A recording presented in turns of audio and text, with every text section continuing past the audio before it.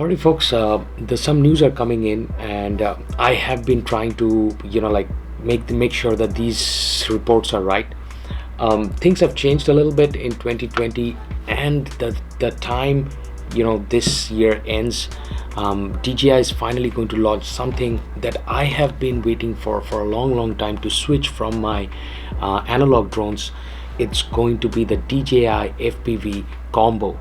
Now this is a whole another level of drones, because this will eliminate of our problems of not only wiring all this stuff, but carrying a huge transmitter and then upgrading to long range transmitters and everything. Also, the hassle of buying LiPo packs separately. I think this is all going to get eliminated. Let's watch some pictures that just got leaked. At first, at the top, you're going to notice that the pictures are showing that this is going to be around about like a 4-inch to a 5-inch quadcopter. So this is not going to be a 7-inch quadcopter, probably something smaller than this 5-inch quadcopter. Also, there are leaks and there are sayings that it has a pre-built camera which can shoot up to 4K at 60 FPS. So let's see what happens when finally everything drops in, because as of right now, the scenario is this, that there is no news about how many megapixel camera it is and how much frame rate it will shoot. But as of right now, we are seeing leaks coming from OSITALV, and that's the reason. Thank you, OSITALV, for letting us all know that this is going to be at 4K 60 frames per second. Now, battery life is not known, but if you're flying FPV, you already know that battery life is not going to be more than 6 or 7 minutes. But it's also going to depend on what software will it be running. Is it going to be the same betaflight software that we use on these drones, or they're going to do something totally different and it's going to be like maybe a DJI software for FPV pilots or for racing pilots or anything. Now this is a thing also you guys have to notice, that this drone is not going to be for racing. It's more going to be for freestyle. Also do note that this is a size of my usual setup. So I'm flying with this Taranis X Lite. I've been flying like for over 2 years with this, and I have loved this just because it is like an Xbox kind of a controller, and I thumb, I do not pinch, so I love the form factor. But watch this new radio. This new radio looks very similar to TBS's or Team Black Sheep's new radio for their Crossfire. So for TBS Tango, so it looks very similar to TBS Tango 2.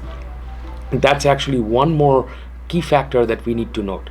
Now, goggles, it's the same old goggles, which is going to be the DJI FPV goggles. So it's not a different goggle or anything. It's not going to be one of our analog setups and everything. There's one more stuff that you guys need to know, that if you are wondering what will be the price and everything, well, the price will be, according to some websites, it should be around about $1,500. That is the $600 drone. I think they're going to charge $100 and $150 for the radio. You would not be able to buy separately, so it comes like together, and the quad itself. So together it's like $1,500. Now here's one more stuff. Will it run on betaflight, or it is going to be their own software? That's a very big question. Remote ID transponder, whether it's included or not, that's a big question, because it's probably having remote ID already pre-built inside the quad. Number 3, I think there's one more important question that we need to ask, is that geofencing.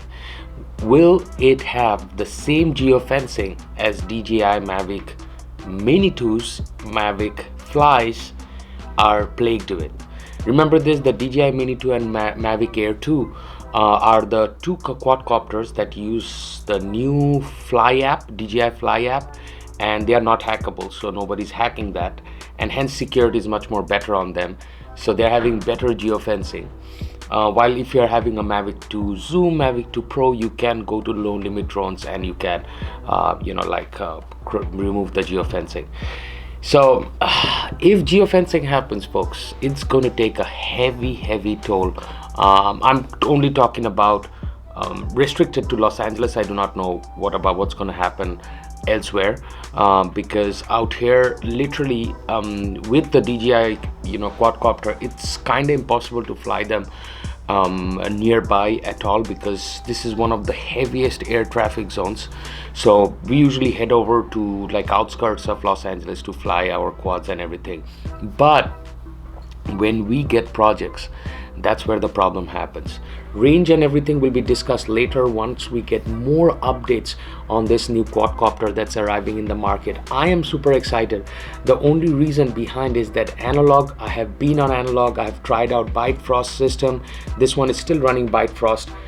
It's there, but it's still not there, to be honest. And we have waited by Fat Shark to give us a digital HD system. Still a lot of hassle, a lot of wiring that is there, and that makes the hobby more like, like you're wasting so much of time just to plug, unplug, connect, tune.